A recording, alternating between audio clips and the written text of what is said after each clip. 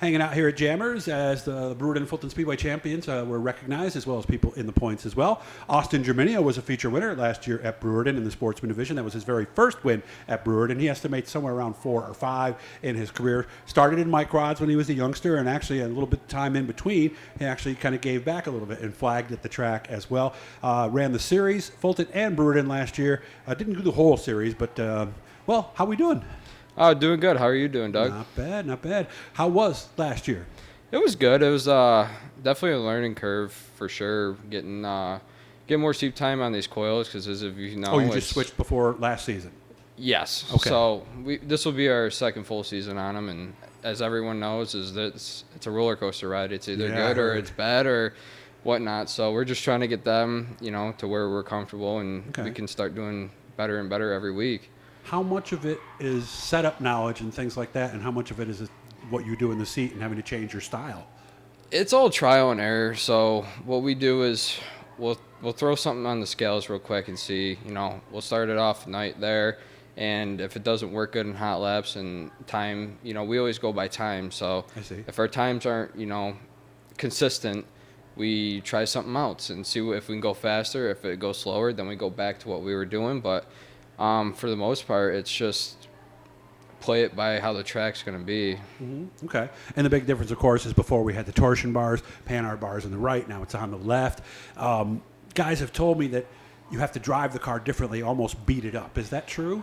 Yeah. So with the torsion bars, you could throw it into the corner a little bit harder than you can with these coils. These coils are, to me, they're kind of sensitive. Really? So if there's a rut or something, you can't slide into it. You kind of have to drive through it. Mm-hmm. And I definitely learned my lesson with that. Okay. But I've seen guys drive right through the black in the center, and the thing just seems to hold now where it wouldn't before, right? Yeah. So I don't know 100% of it, but when you start tightening up the car with the coils, it puts more downward pressure onto the track. Mm. And that's the thing with the coils, that you can get a lot better than the torsion bars. But personally, the coils, they react a lot faster than the torsion bars. That's the number one thing that I've noticed with them. I also heard the sweet spot is a lot smaller. Yeah, so like I said, it goes back to they're finicky, they're up and down. Yeah. But if you can find that sweet spot, they're 100 times better than torsion bars. Had to feel good to finally win a race at Brewerton. Yeah, I remember going there as a little kid with my dad and the old IMCA days where they're racing. And just sitting in the stands, and I just tell my dad all the time, like, man, I want to get there one day. I want to get there. Yeah. And, getting there, that was just the best feeling in the world.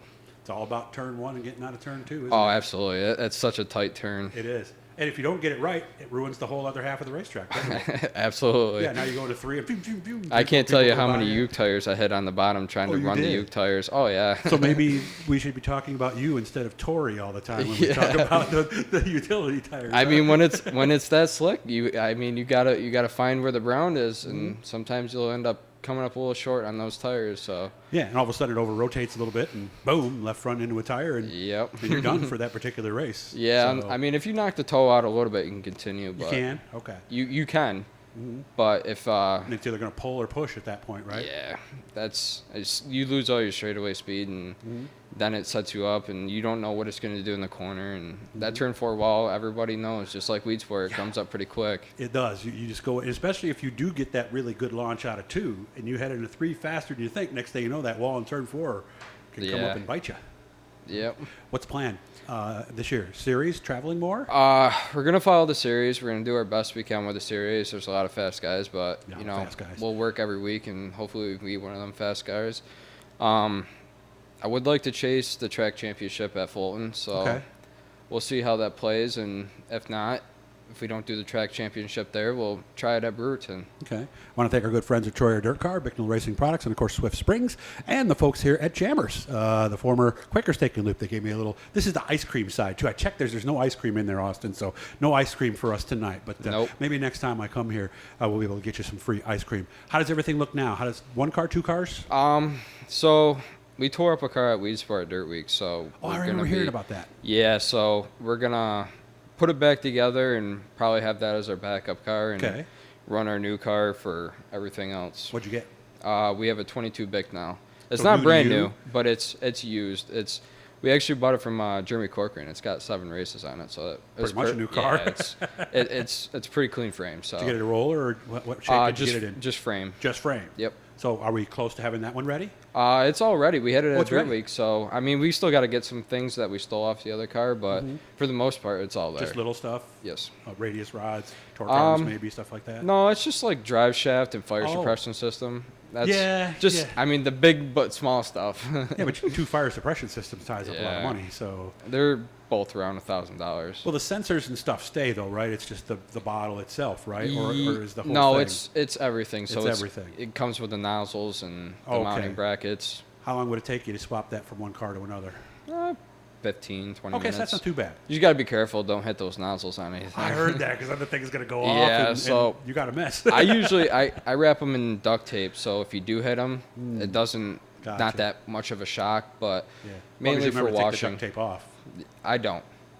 Oh, you just leave it on. Yeah, so Okay. I mean it'll still go off on a hard It will. impact. Okay. It's just for washing. Good point. You don't hit it with the pressure washer, and it ends up setting it off. All right. That'd be a bad day. Well, good to see you again. I first met Absolutely. Austin, like I said, when my daughter was running my quad. So it's good to see you're doing well. And please keep me posted during the season. When you get your first win, make sure to reach out to me, and I'll make sure we get you on at least with a phone interview. Okay. Absolutely.